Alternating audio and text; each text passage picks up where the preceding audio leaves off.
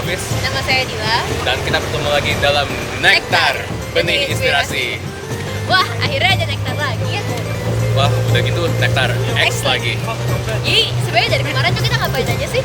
Nah, kemarin tuh kita acaranya ada tunas dan ada ranting. Pas tunas itu kita mengunjungi Star Vista Mall, Masjid Al Muminin, serta Chinese Garden di Jurong East. Nah, kalau misalkan pas ranting itu kita barbekyuan bareng-bareng di West Coast Park. Penasaran kan kayak apa? Mari simak. Mari kita simak.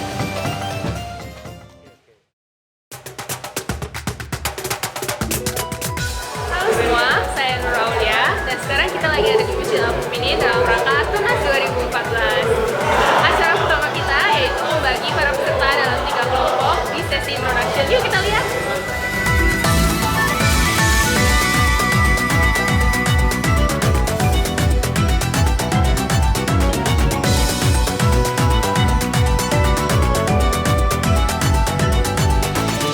Halo semua, sekarang habis dari Al Muminin kita lagi ada di Star Vista. Kita mau game pertama hari ini. Oke semua, yuk kita lihat.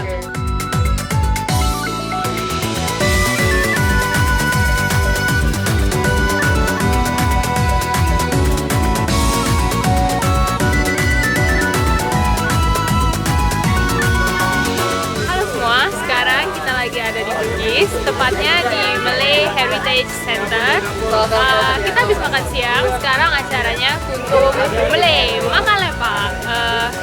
Sekarang di belakang kita lagi pada main game.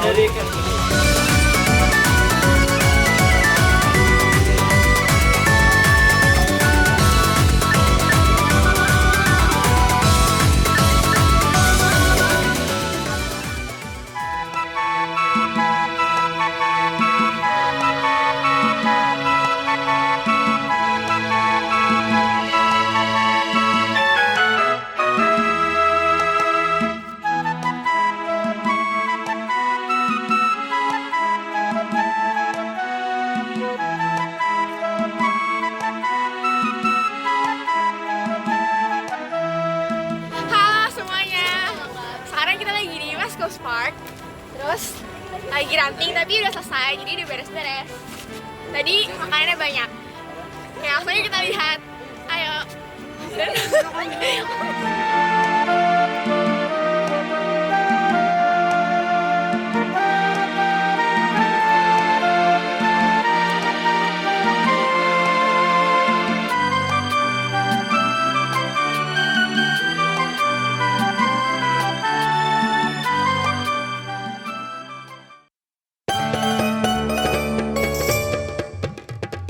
Nah, seru-seru kan eventnya? Makanya guys, ikuti terus event Kuntum. Awas loh kalau ikut.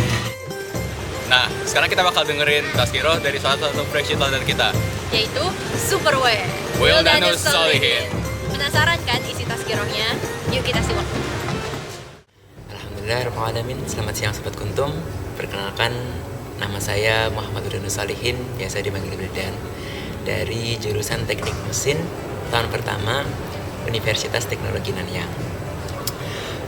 Pada kesempatan kali ini saya diberi tugas dari Sobat Nektar untuk menyampaikan tazkirah, yaitu mengenai tips mempersiapkan exam. Apa sih yang kita perlukan untuk mempersiapkan ujian ini? Yang pertama adalah niat. Sesungguhnya Rasulullah SAW pernah bersabda, innamal a'malu binniyah. Segala amal perbuatan kita itu bergantung pada niatnya. Sehingga kita perlu memflashback apa sih tujuan kita ketika masuk universitas ini. Tentu tidak lain, tujuan akhir adalah lulus, kemudian mendapat ijazah dan mendapat pekerjaan. Dari situ sehingga kita bisa mendefinisikan apa arti exam tersebut. Exam tidak lain hanyalah rangkaian yang aktivitas yang kita perlukan untuk menyukseskan tujuan tadi. Sehingga kita melihat exam tadi itu seperti hal yang biasa, seperti sehingga kita tidak merasa was-was dengan exam tersebut. Kemudian yang kedua adalah target. Dulu saya ketika SMA pernah belajar tentang 7 Habits, yaitu 7 kebiasaan hebat yang dilakukan oleh remaja. Saya akan mengambil 2 poin. Yang pertama, habit kedua yaitu bikin in mind. Yaitu kita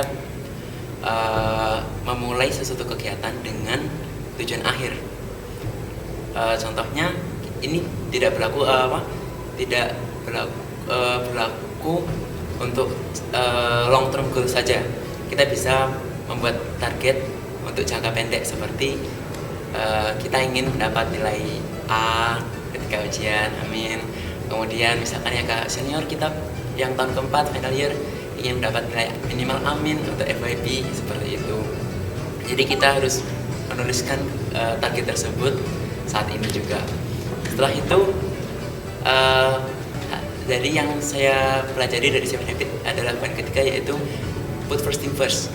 Jadi kita memprioritaskan hal-hal aktivitas yang kita buat untuk menyukseskan membangun tujuan tadi. Jadi misalkan saat ini kita masih mempunyai tanggungan seperti PR, tugas, buat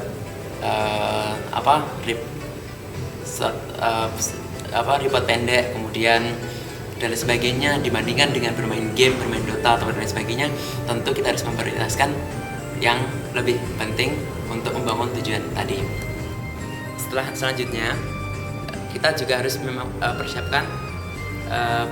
persiapan yaitu materi seperti mengerjakan past year paper solutions, kemudian review, merevise. Kita harus sudah mempersiapkannya mulai sekarang.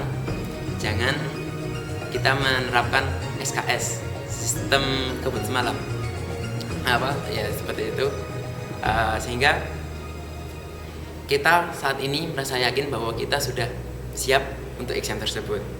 Kemudian kita perlu juga untuk usaha dalam spiritual kita, seperti salat duha, salat tahajud, salat malam, bersedekah, membaca Al-Quran dan sebagainya. Allah Subhanahu wa taala bersabda di surat Al-Isra ayat 79. Beliau berfirman, A'udzubillahi minasyaitonir rajim, bismillahirrahmanirrahim. Wa minal laili fatahajjad bihi nafilatan lak, asa ayyab'atsaka rabbuka maqaman mahmuda. Dan pada sebagian malam itu bersembahyang, tahajudlah kamu sebagai suatu ibadah tambahan bagimu, sehingga Allah akan mengangkat kamu ke tempat yang terpuji. Di dalam Al-Quran terjemahan dari Depak itu ada yang berkata bahwa Allah akan menempatkanmu ke tempat yang lebih utama. Di sini maksudnya apa? Jadi ketika kita malam hari, kita dianjurkan untuk sholat tahajud, kemudian kita berdoa. Ibarat sebagai antrian, Allah mendapatkan kita ketika orang-orang yang sedang tidur. Pada saat itu kita mendapat antrian yang pertama untuk berdoa, sehingga Allah bisa mengabulkan doa tersebut lebih mudah. Lebih kita mendapat porsi utama untuk dikabulkan doa.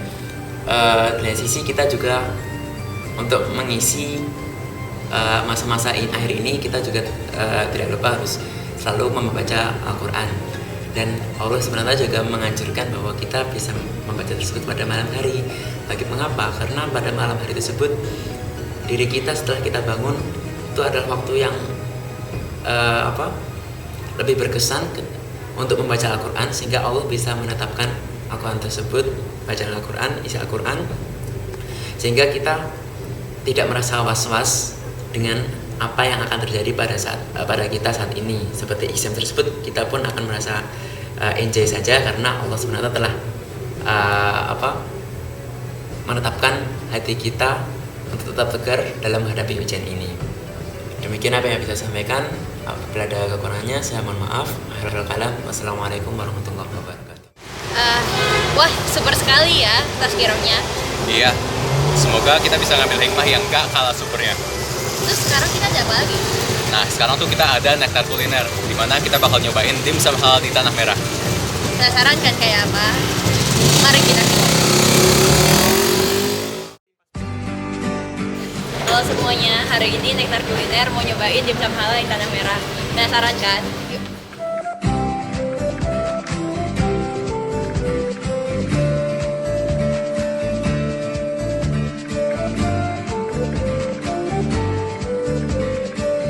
Yuk, Sobat Kuntum, Ini kita udah sampai di tempatnya. Ternyata namanya Tang Tea House Hong Kong Cafe. Gimana sih isinya? Yuk lihat.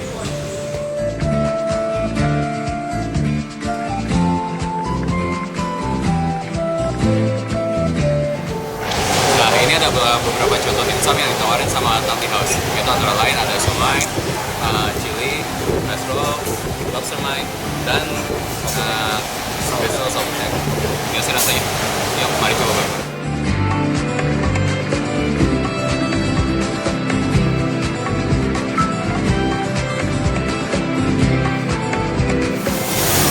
Guys, ini namanya simple hor fun. Pokoknya ini salah satu jenis mie yang kita bisa temui di Singapura. Sayangnya kalau di restoran-restoran lain mungkin susah kita cari hor fun yang halal, tapi untungnya di Tang Tea House ini hor funnya udah dijamin halal. Ya, di sini kita ada seafood betel. Betel di sini mantep banget ya. Rekomen banget buat dicoba. Yuk. Ya, alhamdulillah udah habis semua. Ya, dan ternyata enak banget semuanya, dari dimsumnya, mie-nya, bahkan minumnya juga enak banget. Jadi tunggu apa lagi? Lain kali kalian lewat Singapura, jangan lupa kunjungi Tang Tea House Hong Kong Cafe.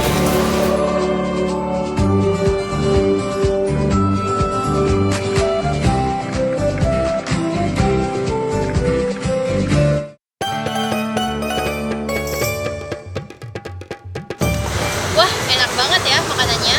Iya, makanya nih guys, kalau kalian lewat daerah sini, baik sekalian harus coba paling nggak sekali. Terus sekarang kita ada apa lagi? Kayaknya udah nggak ada lagi sih.